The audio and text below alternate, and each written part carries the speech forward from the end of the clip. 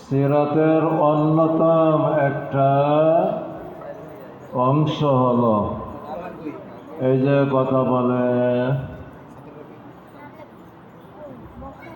সিরাতের অন্যতম একটা অংশ হলো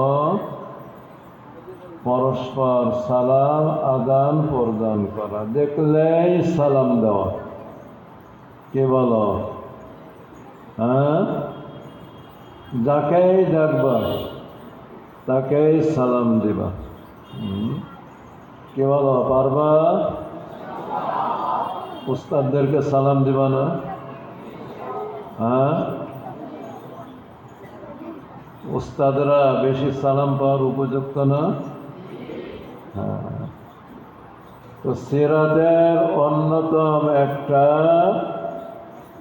বিষয় হলো, অংশ হলো, এটা শুধু আমাদের নবীর না, সাল্লাল্লাহু আলাইহি ওয়াসাল্লাম, হযরত আদম আলাইহিস সালাম থেকে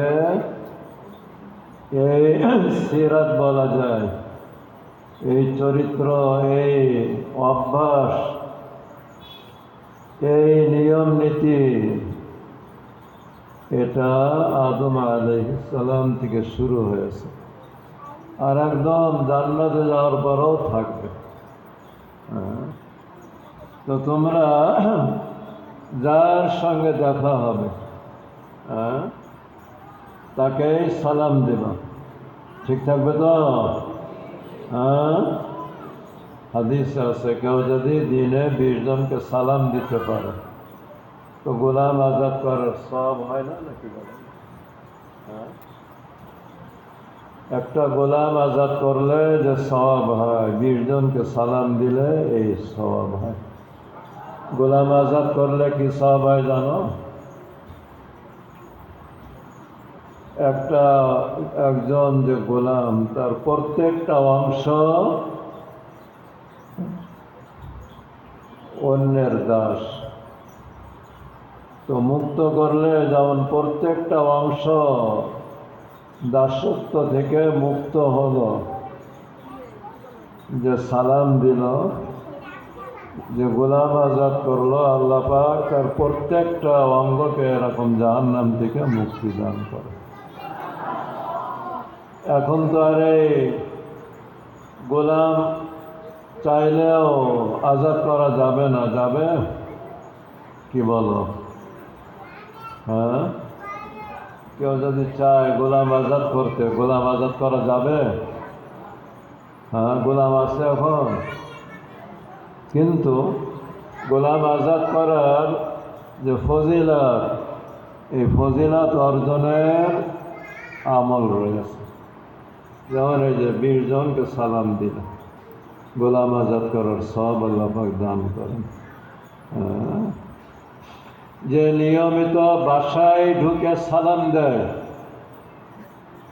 এখানে বাইরের ভাইরাও আছে।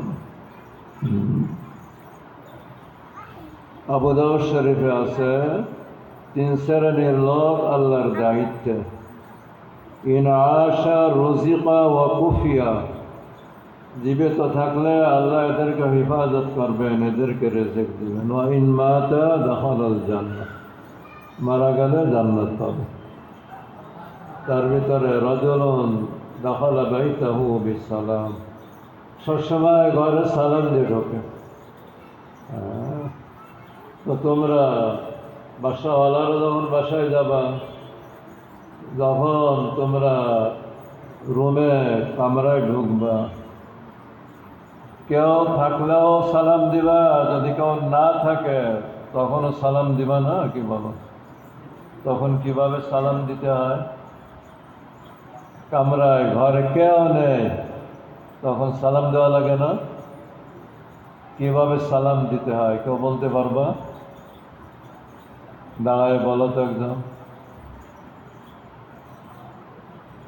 খালি ঘর, এই খালি ঘরে ঢোকার সময়ও সালাম দিতে হয়। কিভাবে সালাম দিতে হয় বলতে পারবা? মাশা আল্লাহ। আসসালামু আলাইকুম, এটা তো কবরস্থানে গেল। আসসালামু আলাইনা ওয়া আলা ইবাদিল্লাহিস সালিহিন। বলো, আসসালামু আলাইনা, আসসালামু আলাইনা ওয়া আলা ইবাদিল্লাহিস সালিহিন। ঘরে যখন ঢুকবা, কেউ থাকলেও সালাম দিবা, না থাকলেও সালাম দিবা। উস্তাদদেরকে বেশি বেশি সালাম দিবা।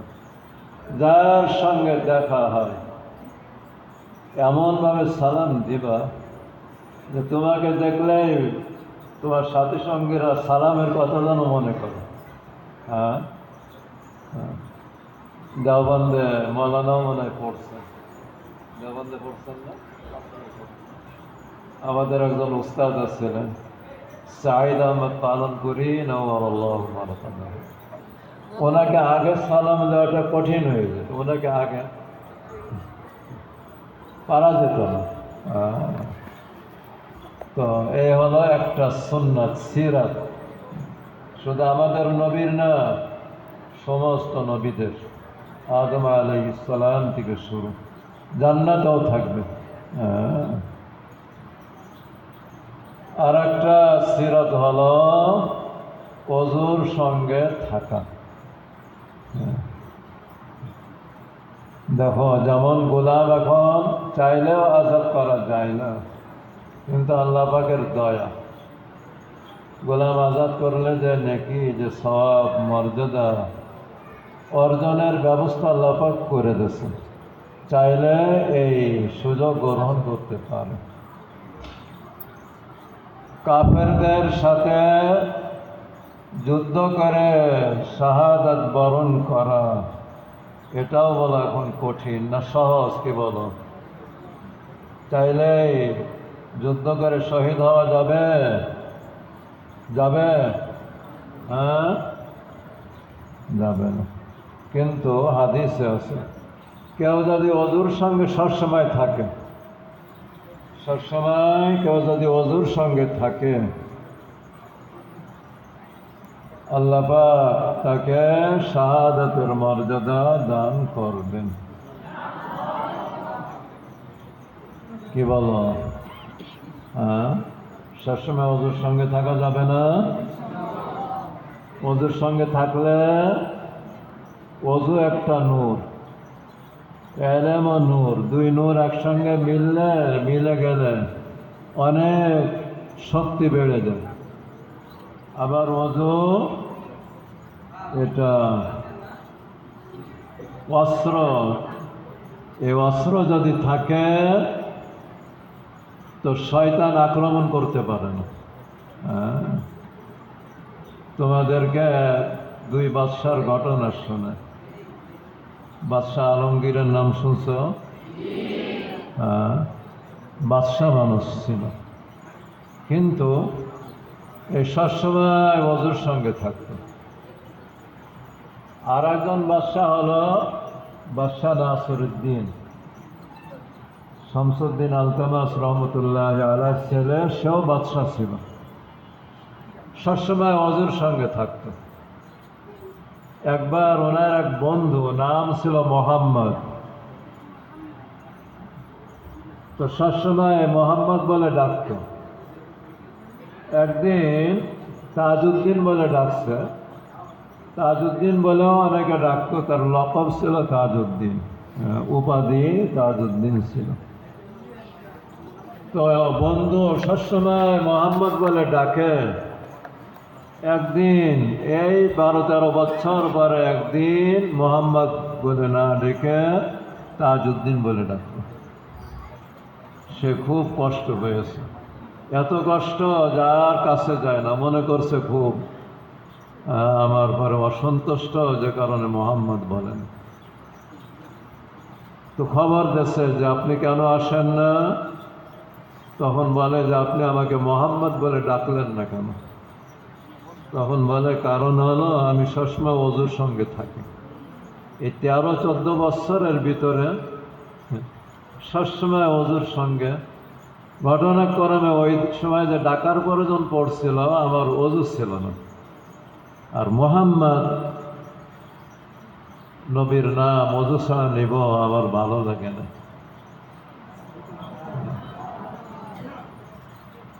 রাসূল পাক সাল্লাল্লাহু আলাইহি ওয়াসাল্লামের নবী হিসেবে যে মানি, তার অনেক দাবি আছে, অনেক চাহিদা আছে।